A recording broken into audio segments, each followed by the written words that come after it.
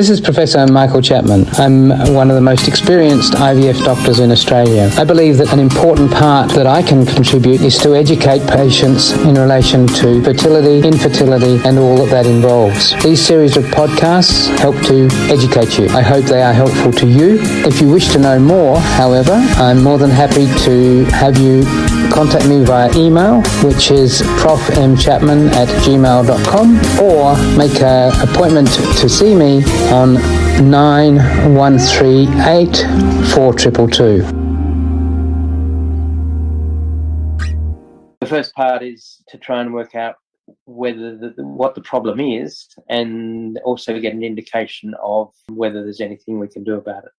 And sadly, for most men with poor sperm counts, there's not a lot for us to do to improve the count. There are some things. One of the common things I'm seeing these days, particularly in young buff men, is their attendance at the gym and the taking of steroids, which may make them strong, but it certainly messes up the sperm count.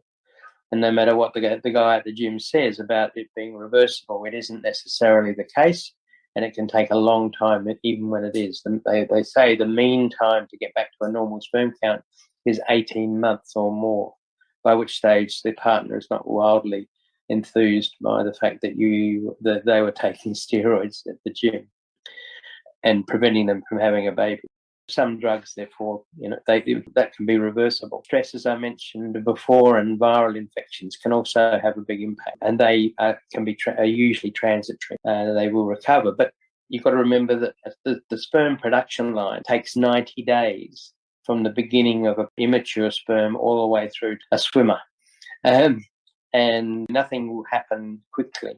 But it is important to check things out. There are hormone tests that we do. Ultrasound to exclude tumours of the testicle, which are more common in men with low sperm counts.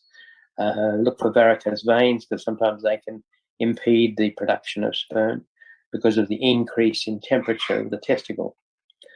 So there are things that need to be investigated, and for a percentage, there are some things we can try and do to improve the count.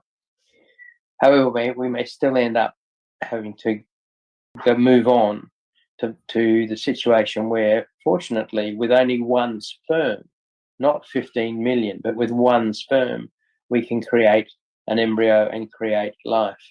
Using IVF and using ICSI, intracytoplasmic sperm injection, we can take a single sperm and pop it inside an egg, and fertilization and a normal pregnancy. So all is not lost, even if the man has a very low count or sometimes even no sperm, because we can retrieve sperm from many men who produce no sperm in their ejaculate. We can go do microdissection of the testicle and actually search out for the occasional sperm that might be there. But all of that should be handled by people who understand what's going on. There are many generalists out there, general obstetricians and gynecologists, who are not trained to do the andrology side of things. The subspecialists, the board-certified REIs, people to go to if you have a male problem, because we've been trained to sort those problems out in a methodical way and get results. And don't forget that you can access all the previous episodes by going to our website, www.theivfjourney.com, and select IVF Journey Podcast from the navigation menu.